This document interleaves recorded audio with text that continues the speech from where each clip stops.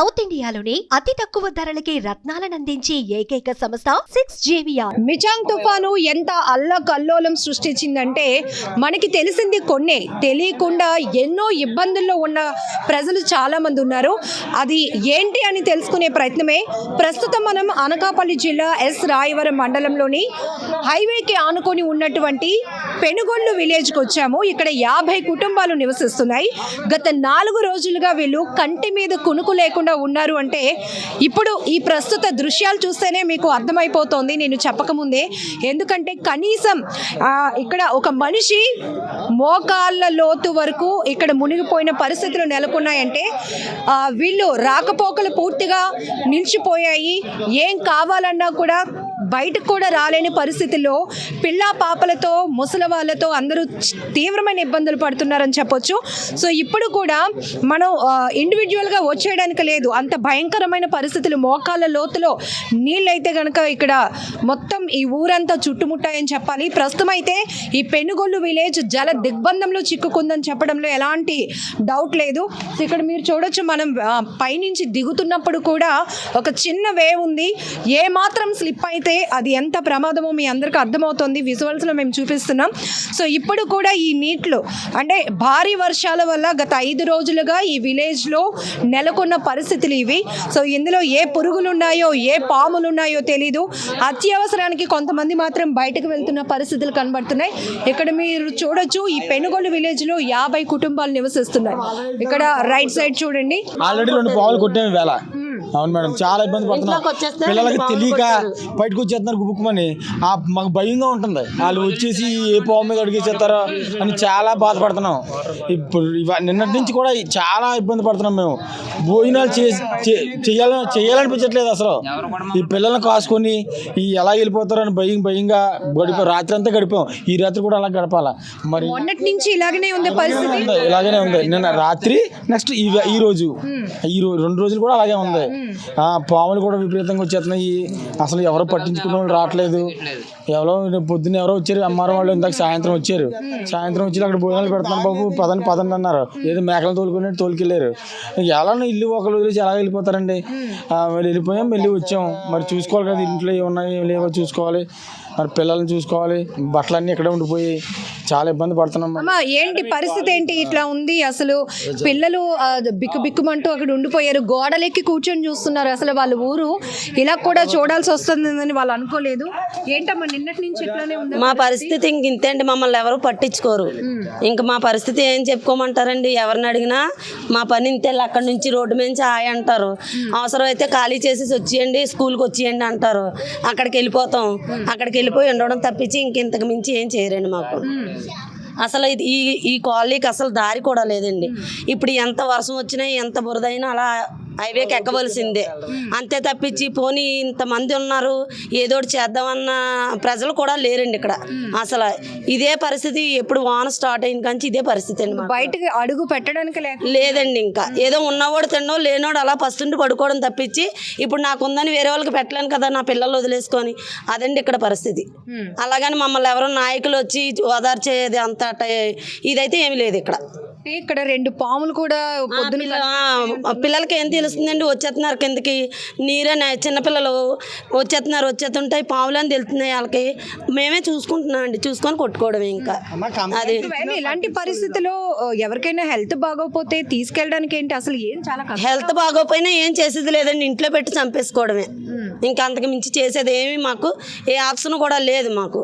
మేము ఎన్నోసార్లు చెప్పామండి, కొంచెం మాకు చిన్న దారి రోడ్డుకి వేయించండి అని, అయినా మమ్మల్ని ఎవరూ పట్టించుకోలేదండి. సో ఇంకొంచెం ముందుకు వెళ్దాం. అసలు చాలా కుటుంబాలు ఇంటికే పరిమితం అయిపోయి ఉన్నాయి గత 3 రోజులుగా. నిజాన్ని చెప్పాలంటే పిల్లలు బయటకు రావాలంటేనే భయపడుతున్నారు. కాళ్ళకి పురుగులో పాములో ఏంటో కూడా తెలియటం లేదు. మోకాళ్ళ లోతులో నీరు నిండుకొని ఉంది, ఈ విలేజ్ చుట్టేసిందని చెప్పొచ్చు. సో ఇక్కడ ఇదే కాదు, మనం చూసాం ఈ మిచాంగ్ తుఫాను ఎఫెక్ట్ వల్ల కురిసిన భారీ వర్షాల వల్ల అనేక ప్రాంతాలు, ముఖ్యంగా లోతట్టు ప్రాంతాలు అయితే పూర్తిగా జల దిగ్బంధంలో ఉన్నాయని చెప్పొచ్చు. పెద్దయినా నమస్తే, ఏంటి మీ ఊరు ఇలా ఉంది? చెరువులో మీ ఊరు ఉందా? మీ ఊరికి చెరువు వచ్చిందా? చెరువు ఉంది కదండి, మాకు ఎక్కడ తావా తిండి కాపలేదమ్మా. ఇలా చేస్తున్నారు. పెద్దలు కూడా మాటల్లో సరిగ్గా చేయలేదు. ఇలా నాయకులు ఇప్పుడు ఏంటి అప్పుడు తినేస్తున్నారు, మామూలుగా చేసేస్తున్నారు, ఇలా చేసి పెడుతున్నారు అంతే. మాకైతే మన న్యాయం జరగలేదు, అన్యాయం జరిగింది తప్ప. మరి వర్షాలు ఎప్పుడు వచ్చినా ఇంతేనా మీ ఊరు పరిస్థితి? ఎప్పుడు ఇంతేనమ్మా, ఎప్పుడు ఇంతే. ఇయ్యాలే కాదు, ఎప్పుడు ఇంతే. ఆ ఏడుకోటికి ఇలా రావాలని ఇలా చేద్దామని ఎక్కడికక్కడే తావలు తిని కట్టేసి ఇలా చేస్తున్నారు. ఆ రోడ్డు కావాలేదు, ఇలా చేసి పెడుతున్నారమ్మా. మరి నిన్నటి నుంచి 3 రోజుల నుంచి ఇలా ఉందంటున్నారు. మరి ఎవరు వచ్చి ఇలా ఏముంటారు, ఇల్లులు సగం మునిగిపోయి ఉన్నాయి, ఏం చెప్పలే? చూసిపోతున్నారండి మేడం, చూసి అలా ఆ రోడ్డు అంటే అలా చూసిపోతున్నారు తప్ప కానీ మాకు ఇక ఏం తింటున్నారు ఏం చేస్తున్నారు అని ఏం మాట్లాడలేదు. మరి నిన్నటి నుంచి ఎలా ఉంటున్నారు, ఏం తింటున్నారు? అసలు ఏం మాట్లాడదు మేడం, అలా ఏం మాట్లాడదు. ఓకే, మీరు చెప్పండి, మీరు ఈ ఊరేనా? ఈ ఊరు మేము ఇల్లు అదేనండి. సుమారు 20 సంవత్సరాలు పెట్టి ఉన్నామండి ఇక్కడ. ఒక దారి కానీ ఒక లైన్ కానీ ఏమీ లేదు మేడం. ఒక సిమెంట్ రోడ్డు కాదు కదా, మట్టి రోడ్డు కూడా ఏమంటే ఇప్పుడు వచ్చి వేయలేదు మేడం. ఎప్పుడు వరద వచ్చినా సరే ఇలా వస్తున్నారు, 2 రోజులు వస్తున్నారు, ఇలా మీదకి ఎక్కండి అక్కడ బోను ఏర్పాటు చేస్తున్నారు అంటున్నారు మేడం. చేసిన తర్వాత మళ్ళీ మామూలు పరిస్థితి. ఇప్పుడు మళ్ళీ అక్కడ బోను మీద వస్తారు మేడం. మళ్ళీ రేపు నుంచి ఎవరు పట్టించుకోరు మేడం. అధికారులు వస్తున్నారు మేడం, ఈ టైంకి వస్తున్నారు మేడం. తర్వాత మళ్ళీ మామూలే మేడం. కానీ ఒక లైన్ కానీ ఏమి లేదు మేడం, ఒక దారి అంటూ లేదు మేడం. వర్షం పడితే చాలు మేడం, ఇలా ఈ పరిస్థితిలో మేము ఉండవలసి వస్తుంది మేడం. అప్పుడు సుమారు 2 రోజులు బట్టి ఇదే పరిస్థితిలో ఉన్నాం మేడం.